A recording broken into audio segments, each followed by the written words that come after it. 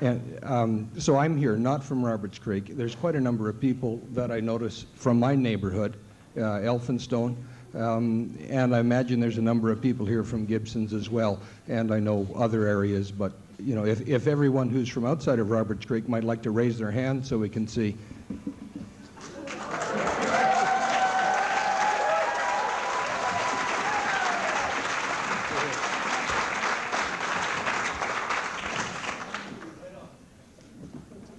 Yeah, hi, my name is Terry Daw. I'm from Half Moon Bay. Where's that? Sorry. That's right. So there's several things I could talk about.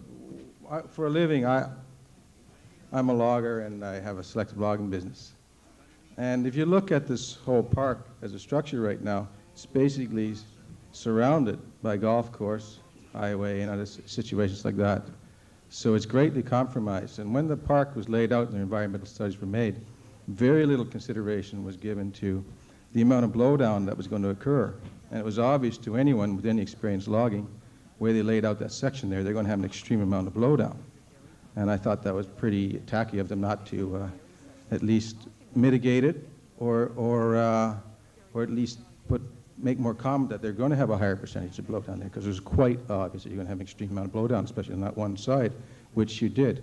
And what I don't have the figures, I know it was quite a few meters that came out of there. And I like this park for a lot of reasons, but I'll just go to the golf course. I actually like the golf course too. I'm not a golfer, but the way it's laid out and stuff, it's basically quite a pleasant golf course. But you've got to have compromises when you lay out a golf course that way.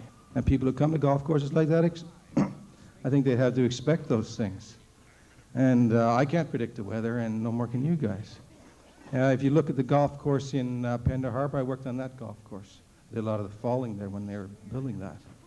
And a number of these golf courses, I felt they could have worked them differently and taken less trees out and done things differently, but you've got your way of building them. And the golf course in Seychelles, I was falling there, and that park next to it. And that soccer pitch was there, and that was a beautiful stand of forest, quite a unique stand of forest, that whole area.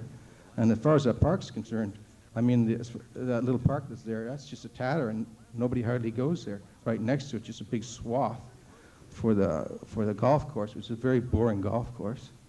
And the area up in the far end where the soccer pitch is, that area is basically, no one ever goes there either. That was a beautiful stand of trees there as well.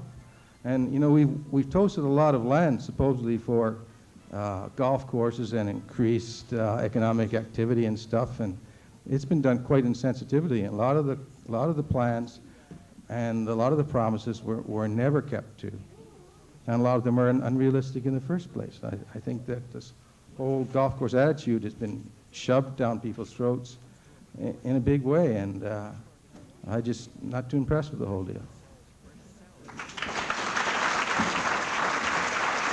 Excuse me. Have a response. I would just like to point out that this golf course is one of the was built under some of the most environmentally stringent rules ever in the province of British Columbia. And if there were the occasional rule or something that wasn't done exactly perfectly, the overall 99% of the things that were done there were unusual in their environmental stringency. Also, when it comes to the removal of trees on a golf course, you have to do it to grow grass. The fairways on the far side of the B&K where most of the blowdown occurred were built perfectly to get the maximum amount of sunlight. That's why they were aligned in that particular direction. And that the blowdown that occurred there, as I said before, had a lot to do with the type of trees that are grown in the area and the type of soil that's underneath. And the golf course did hire an arborist to come in and try to identify all of the potential blowdown that could occur and to mitigate against that. And he did, and we can only do what the arborist suggested that we do, which we did. Thank you.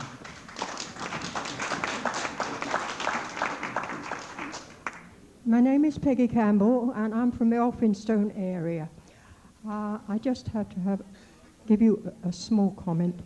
As a gardener, one thing we all know And we've heard throughout the world, globally, that too many trees are being cut down and it's affecting the ozone layer, etc., etc.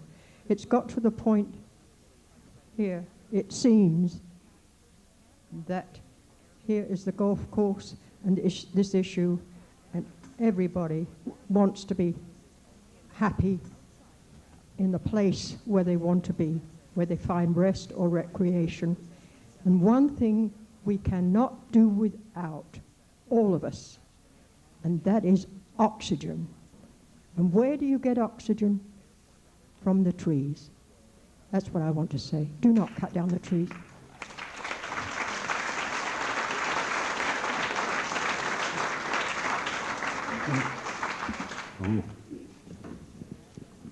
You're next. Hello, my name is Dylan. I live in Gratham's Landing. Go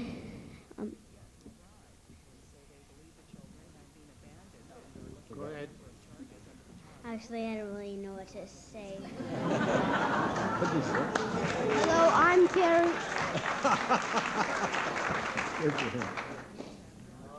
Hello, I'm Carrie. My name, I really don't want to cut down the trees because me and my mom have a nice time there. Bye. My name's Carrie. And I'm Kerry's father, Dennis. Kerry's 5 years old. I've been enjoying Cliff Gilker for 28, and I really want to believe that he can do that as well.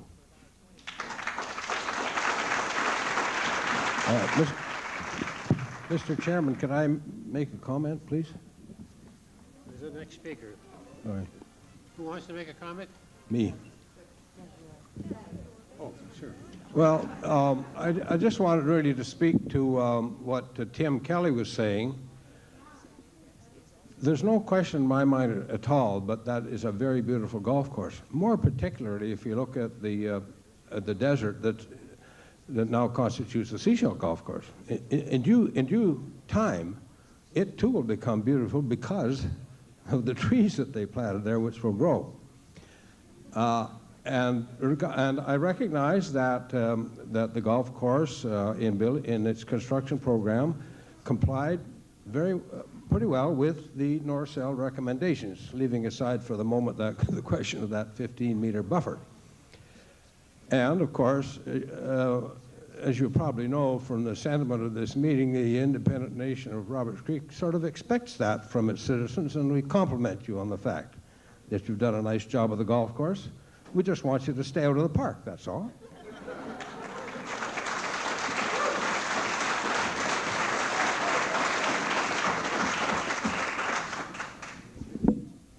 My name's Ryan Lewis, and I'm from Elphinstone. And it says here, the golf club will not, in the future, be requesting any areas in Cliff Gilker Park to be cut, providing the proposed areas are approved. If they are approved, as far as I know, trees grow. They'll get taller, they'll cut off more sunlight. What happens then?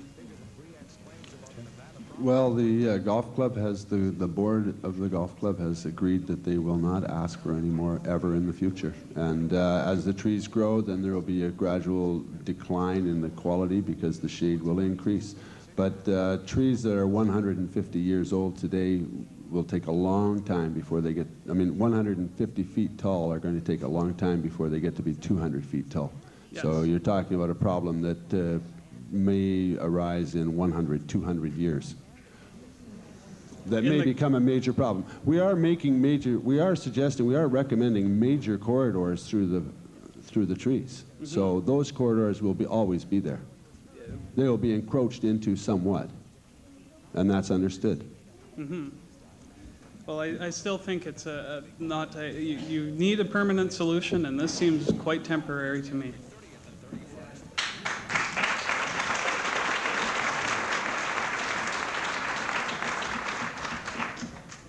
My name is Adrian Belshaw, and I live in Roberts Creek.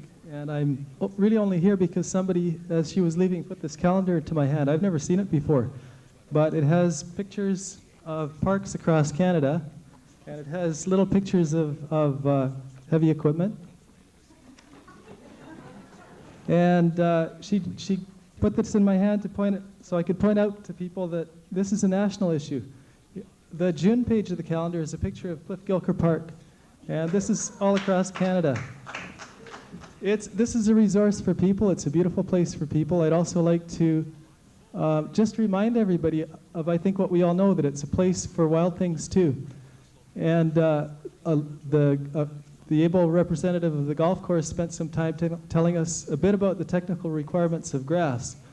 Well, it would take a long time to tell anybody about the technical requirements of wild species. Just one brief point I'd like to make is that the smaller a natural area is, the more subject it is to what's called edge effect, which means that the interior of the forest basically isn't forest interior at the edge of the forested area. So the periphery of the park is not forest interior. If you take away from the edge of the park, you're reducing the interior of the park as interior forest. It means you're losing a type of habitat. And the smaller the park is, the more critical that is. Cliff Gilker is a tiny park.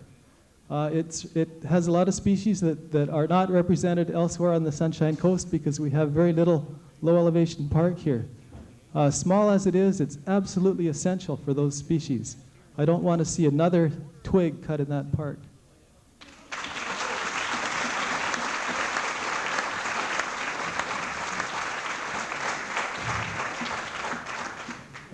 Hi, my name is Chuck Wetherill. I'm a resident of Area E, and I also used to be on a governing body, West South Sound Rec, that dealt a lot with these park issues, and I remember talking to Mr. Gurney about this very problem with this extension onto the golf course. Anyways, what I wanted to say is directed at the regional directors. I seen recently that you used a sledgehammer to kill a flea inside your own house. And I wish you would use the same courage and direction and leadership to take care of immediate problems in the community, ranging from this park to our water. Okay? The business of government is to govern, and I think it's about time you started to govern. Thank you very much.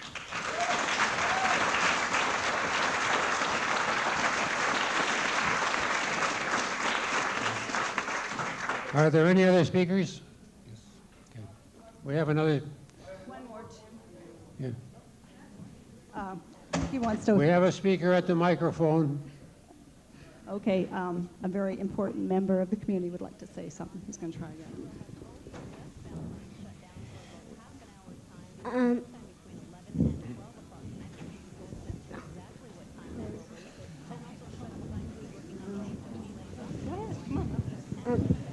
I would not like anybody to cut down trees because we do like Cliff Gilker Park, and that's one of the ones that I like the most. Thank you.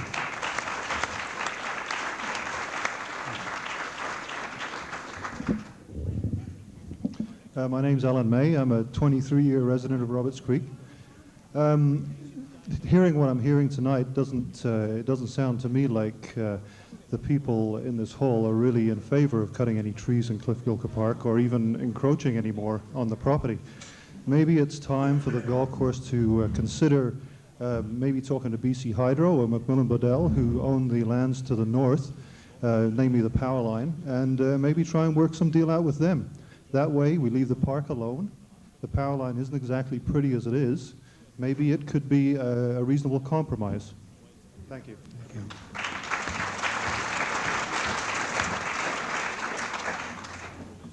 Pardon me, I must ask a question. Is there anyone else who has not spoken who wishes to speak now? This gentleman has spoken before. This is the second time around. Sorry to come back again, but there's just one little thing that I thought would be an interesting point to bring up. A number of years ago, friends of mine started a turf farm up on Mason Road.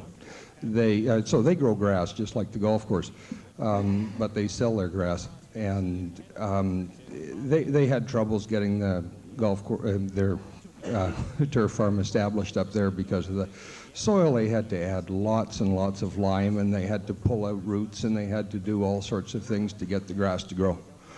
And so after several years, they took soil samples